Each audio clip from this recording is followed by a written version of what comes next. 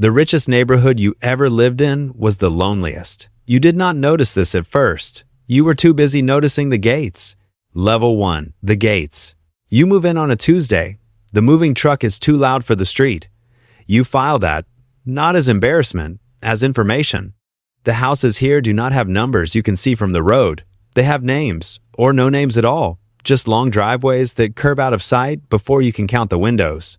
You wave at a man trimming a hedge. He does not wave back, not because he is cruel, because you have not yet become the kind of signal people respond to. 3 days in, you meet the old man. He lives 2 doors down, in the smallest house on the block, the one that looks like it was built before the rest of the street decided what it wanted to be. He is outside watering a row of tomato plants that climb a wire trellis against his fence. He looks up, he nods. He says the tomatoes are early this year, and would you like one?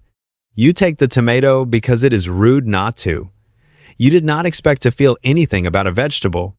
You feel something about this one. It is warm from the sun. It still has the smell on its skin, the green smell, the one that does not come from a store. You hold it for a second too long before you say thank you. He says no need to thank him. The vine made too many this year. Somebody has to eat them. He says it like a fact of nature, not a kindness. You will learn later that this is exactly how he treats every kindness he ever does as a fact of nature, not a transaction to be logged. Level 2. The filing. You learn the street's actual currency in your first month. It is not money. Everyone here already has money. The currency is the appearance of never having needed anything, ever, from anyone. You do not have ease yet. You have the math. You know exactly what the mortgage costs against what you bring home.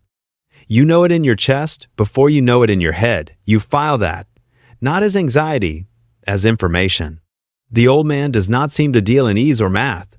He waters his tomatoes at the same hour every evening, 6 o'clock. Like the plants set the schedule and he simply obeys it. He brings you a paper bag of them on Sunday, unannounced, and stands at the door for exactly as long as it takes to hand it over and ask how the week treated you. He never asks what you do. He never asks what the house cost. You notice the absence of those questions before you understand why it matters. You start to notice other things too. He drives an old pickup with a dent in the door that he has never bothered to fix. He wears the same canvas jacket regardless of season. None of it reads as poverty.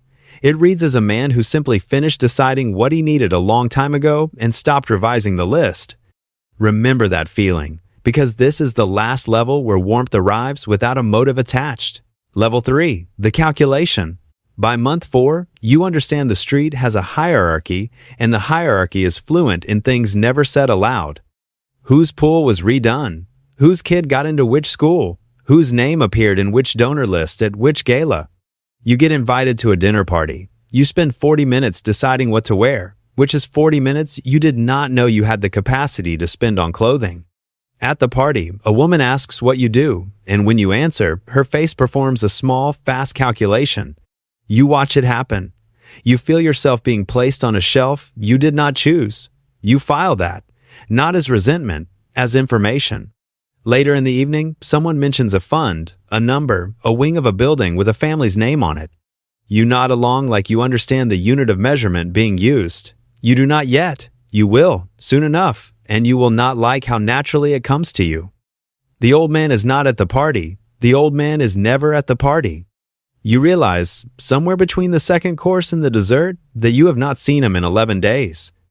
You think this is simply how growth works? New friends require maintenance. Old neighbors do not disappear, they just temporarily recede. Level 4. The recede. The calls from the old man, which used to come weekly, now come every other week.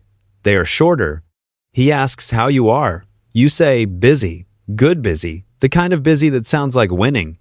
He says that is good. He does not ask for details. You do not offer them. You tell yourself this is mutual. You tell yourself he is simply a private man who keeps to himself. You do not examine the fact that you have stopped walking the 2 doors down to find out. You do not examine the fact that the walk has started to feel like a downgrade from where your evenings now go. The new friends, the new invitations, the new version of yourself that photographs well at the right tables. There is a particular kind of busy that feels like ascending. You are living inside that kind right now. It does not leave room for 2-minute walks to a small house with a trellis out front. It leaves room for the people who can be useful to the version of you that is currently under construction. You file the receipt, not as guilt, not yet. As information you are choosing not to read. Level 5. The cost of the address. 8 months in, you do the math you have been avoiding. The address costs more than the mortgage. It costs the version of you that used to answer the door for anyone. It costs 40 minutes of clothing anxiety you never had to budget before. It costs 11 days, then a month, then a season of not walking 2 doors down. You see the old man at the mailbox. He looks smaller than you remember, or maybe you have just gotten used to looking at bigger things. He says the tomatoes did well this year, better than last. He says it like he has been saving the sentence for whoever stopped by long enough to hear it. You say you have been meaning to come by. You have said this before. You both know it now. He does not push it. He never pushes anything. He just nods, the way he nodded the first day you moved in, and walks back toward his house with his mail under his arm, slower than you remember him walking. You file that, not as resentment. As the first entry in a ledger you did not mean to start.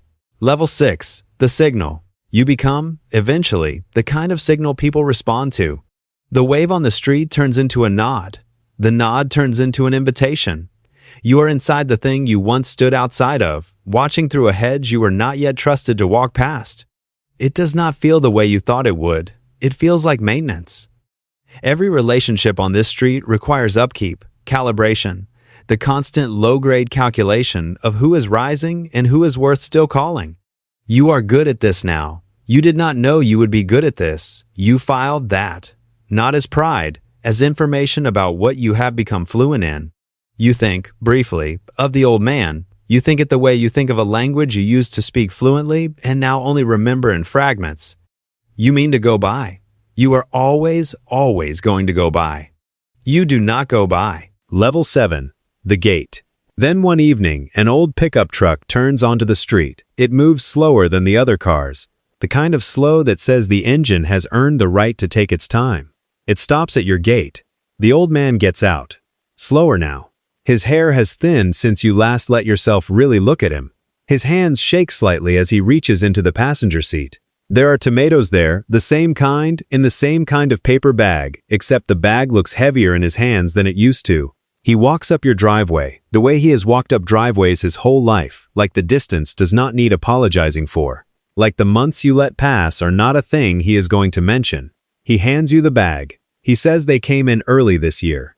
He asks how you are, and means it the way he has always meant it, without the calculation, without the shelf, without the version of the question that is actually asking what you are worth. You stand there holding tomatoes from a man who never once asked what your house cost, who never performed the small fast face at your job title, who drove the longer distance every single time so you would not have to drive the short one. You realize, standing at your own gate, that he has never confused your wealth with your worth. You want to apologize. You want to explain the months, the recede, the dinner parties, the version of you that got too fluent in the wrong language. You open your mouth to start, and nothing organized comes out.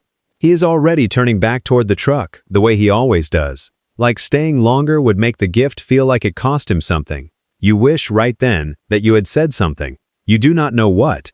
You just know the silence in his car as he drives away sits differently than it used to. Level 8. What stops coming? A year later, the tomatoes stop coming.